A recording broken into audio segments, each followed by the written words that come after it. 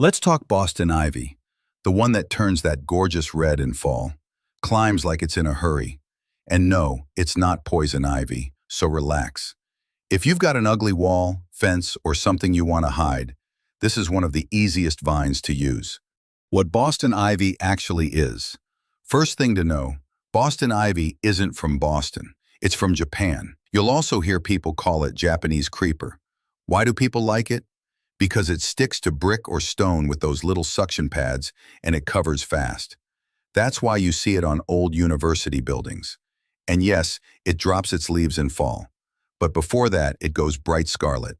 That's the show. Is it poison ivy? We get this question every year. Is this poison ivy? No, Boston ivy is not poison ivy.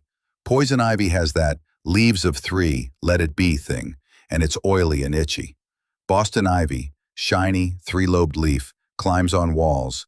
Birds love the berries. People can touch it fine. Maybe very sensitive folks get a little irritation, but it's not the same plant. So don't rip it out just because someone on Facebook said, it's ivy, so it must be bad. Where to plant it? Okay, planting.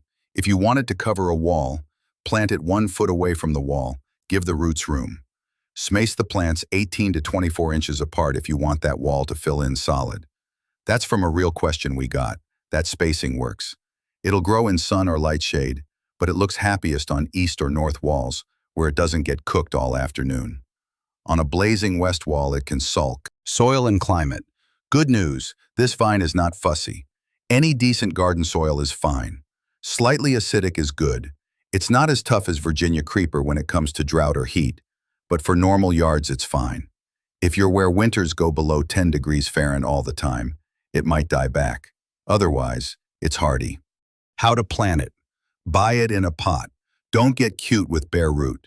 Graceful it out. Loosen the roots. Jeopard a hole as deep as the pot, wider than the root ball. Keep the top of the root ball level with the soil. Teemeter it in. First season, keep it moist. After that, it's pretty independent. Watering and feeding. After it's established, it doesn't need babying. Ruary weather, leave it alone. Trot or 100 degrees week. Give it a deep drink once a week. Fertilizer. This is important. Don't overfeed it. A handful of something like an all-purpose or hollytone in spring is enough. If you dump too much fertilizer on it, it'll go, oh great, more food. And you get nothing but wild growth, and you're out there pruning every weekend. Training it to climb. Boston ivy will climb by itself. That's the beauty. But anything that gets pulled off the wall, you have to prune it off. It won't stick back. So just clip the loose pieces and let the rest climb. Where not to let it climb. Don't let it climb on wood that you plan to paint. It sticks. It traps moisture. Brick, stone, concrete, perfect. Old, crumbly mortar. It can pull little bits off when you remove it. Keeping it in bounds. This vine can move, so once it's covered the area you want, prune it every year. Just shear the new growth, keep it out of gutters, off windows, off the roof. It takes pruning really well, so don't be shy. Will it kill my tree? Short answer, no, not usually. Boston ivy is way better behaved than English ivy. If you let any vine get all the way into the canopy of a tree, it can be a problem. So just don't let it.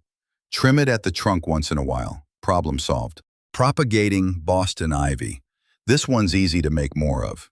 Take 4 to 5 inch softwood cuttings. Strip the bottom leaves. Dip the cuttings into a rooting hormone. Linger stick in moist sand or potting mix. Ruary week or 10 days, roots. Cheap way to cover a long fence. Problems you'll actually see. All right, let's talk problems, because people always panic midsummer. 1. Vine growing too fast. That's you. You fed it too much. Skip fertilizer next spring. 2. Leaves chewed. Holes. Could be Japanese beetles. Pick them off into soapy water. If they're bad, traps, but keep the traps away from the plant. 3. Whole plant defoliated. Caterpillars. BT spray. 2 sprays, 5 days apart, usually done. 4. Yellowing with little bumps on stems. That's scale. You can scrape small ones with your nail. Bigger problem. Insecticidal soap, plus a little alcohol. Repeat. 5. Leaves with black or brown spots. Kind of ugly. That's fungal. Leaf spot. maybe anthracnose. Remove bad leaves, don't overhead water, and if it's really bad, spray with sulfur or copper. Most folks can just clean it up and the vine keeps going. 6. White powder all over. Powdery mildew. Common when air doesn't move. Prune it, then spray. Not the end of the world. So, to sum it up, classification: plant 1 feet from wall, 18 to 24 inches, apart. Water the first season. Bracelets once in spring. Classes: prune every year. Clarification: deal with bugs or fungus early. Do that, and you get that nice red wall in fall that everybody takes pictures of. Go check your walls, see what needs covering. That's the rundown on Boston ivy. Easy to grow, great coverage, gorgeous in fall. If this helped, hit that subscribe button so you don't miss more real-world garden talk. Thanks for watching.